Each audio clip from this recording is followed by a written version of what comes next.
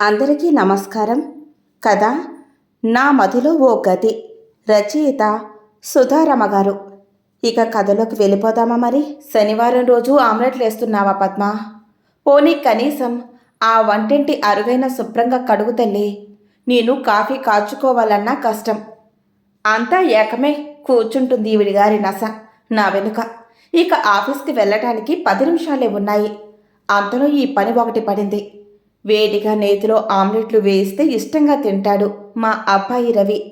ప్రొద్దుటి tiffin వాడిష్ట ప్రకారం చేస్తే మధ్యాహ్నం వంటకి వంకలు పెట్టకుండా తింటాడు. మా ఇద్దరి ఒప్పందం అది. ఈ తరాల అంతరాలతో ఎవరితో సర్దుకోవాలో అర్థం కాదు. సనుక్కుంటూ ఆమె చెప్పిన పని చేసి బయటపడ్డాను. సాయంత్రం మా అత్తగారు గుడికెళ్లారు. పక్క ఇంటి అనసూయమ్మ పిన్ని వచ్చారు. మేమిద్దరం పుస్తకాలు పత్రికలు ఒకరి ఒకరు మార్చి చదువుకుంటాము. వయసులో ఇంచుమించు మా అత్తగారి వయసుదే పిన్ని. అయినా ఆమె ఆలోచనలు అభిరుచులు వేరు. మా అత్తగారిలా మడి ఆచారం వెరసి చాదస్తం లేవు. కాలానికి తగినట్లు మనుషులు మారాలి, అప్పుడే సుఖం. పిన్నితో అదే అన్నాను.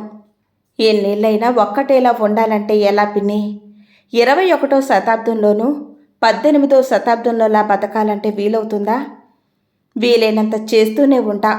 నా ఇబ్బంది అర్థం చేసుకోరు. వంట మొదలుకొని అన్నీ ఆమె చాదస్తం ప్రకారంగానే జరగాలి. నాకు స్వతంత్రంగా హాయిగా ఉండాలనుంటుంది అందరిలాగానే. కొంచెం ఎదురు చెప్పానా రంపులు రాతంతాలు.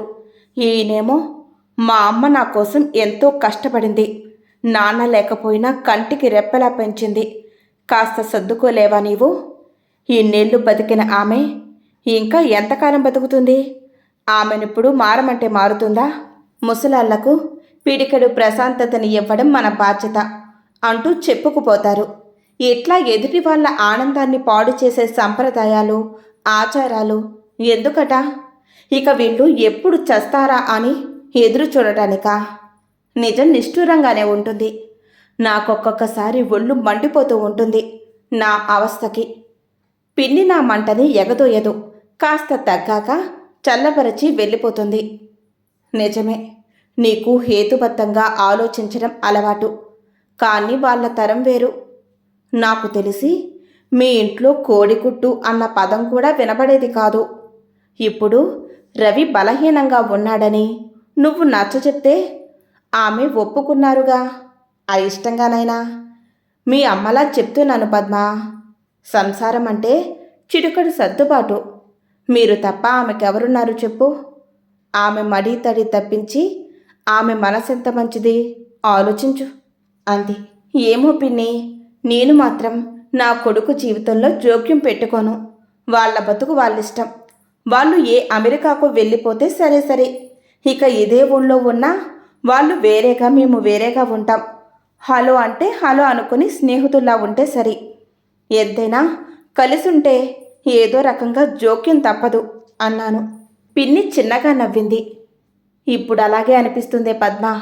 వృద్ధాప్యం ఉంది చూడు, శరీరంతో పాటు మనసుని బలహీనం చేస్తుంది.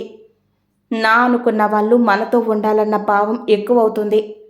అమెరికాలోనూ మరో చోటనో పిల్లలుండే తల్లిదండ్రులు వాళ్ళ బంగారు భవిష్యత్తు కోసం ఇక్కడ ఒంటరితనపు ఒడిలో బతుకుతున్నారు గతి లేక.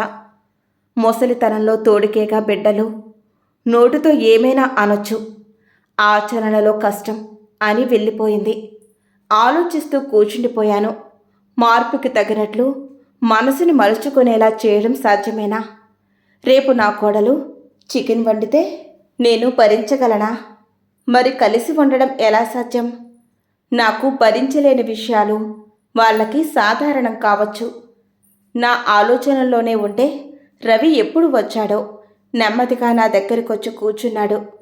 ఈ మధ్య 9వ తరగతికి వచ్చినప్పటి నుంచి మునపట్ల ముద్దులు పెట్టడం దగ్గరికి రావడం తగ్గించాడు. పెద్దవాడయ్యాడుగా, కాస్త గంభీరత్వం వస్తుంది.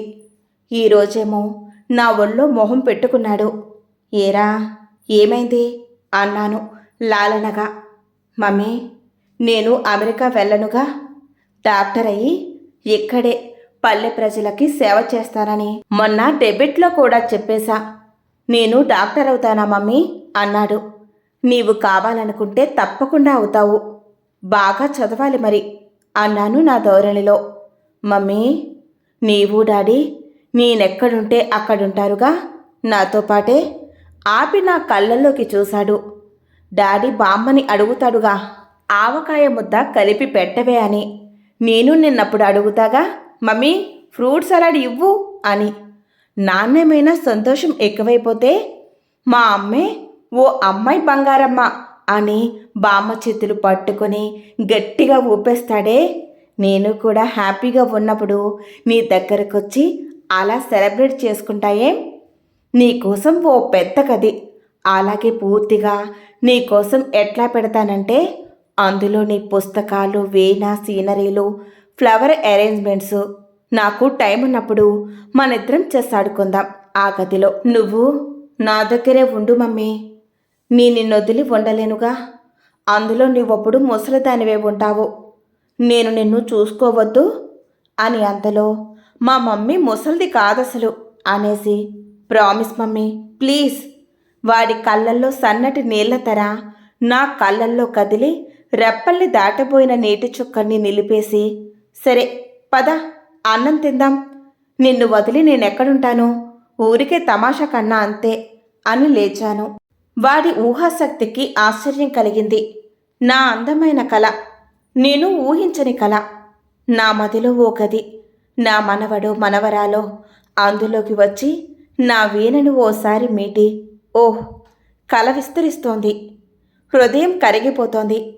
దాంతో నేనేదో మా అత్తగారితో మునుపటి కన్నా చాలా మంచిగా ఉండి ఆమె నసని చాదస్తాన్ని అర్థం చేసుకుంటూ హాయిగా ఉన్నానని కథని సినిమాటిక్గా ముగించడం ఆత్మవంచనే. కానీ రోజులో ఎప్పుడో నా మదిలో వాడు ముద్ర వేసిన ఆ గది కదిలి నన్ను కరిగిస్తోంది. రోజులో ఓసారి మా అత్తగారి పట్ల నా మనసు ఆత్రమవుతుంది. కలలు నిజం కాకపోవచ్చు, కానీ మనిషికి బతకడానికి టానిక్ కలేగా. ఇంతటితో ఈ కథ సమాప్తం. మీకు ఈ వీడియో నచ్చితే లైక్ చేయండి, షేర్ చేయండి, కామెంట్ పెట్టండి. మా ఛానల్ని తప్పకుండా సబ్స్క్రైబ్ చేసుకోండి.